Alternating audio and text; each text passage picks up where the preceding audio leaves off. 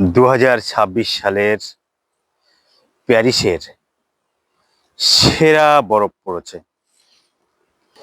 এখানে কিন্তু এত বরফ যে হাঁটায় দুষ্কর ব্যাপার হয়ে যাচ্ছে। দেখেন চারিদিকে শুধু বরফ আর বরফ।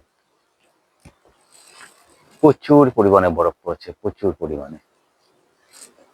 তো একটা পার্কে এসেছি, পার্কের চারিদিকে শুধু বরফ আর বরফ। ভালো লাগছে।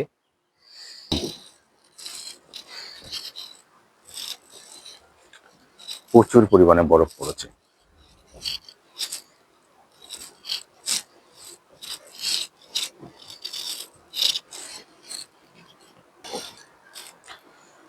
তো এই স্মৃতি ধরে রাখলাম, কারণ হয়তো এত বড় বার পড়বে না প্যারিসে, বা পড়তেও পারে, এটা আলাদা ব্যাপার। কিন্তু আজকে পড়ছে প্রচুর পরিমাণে বরফ।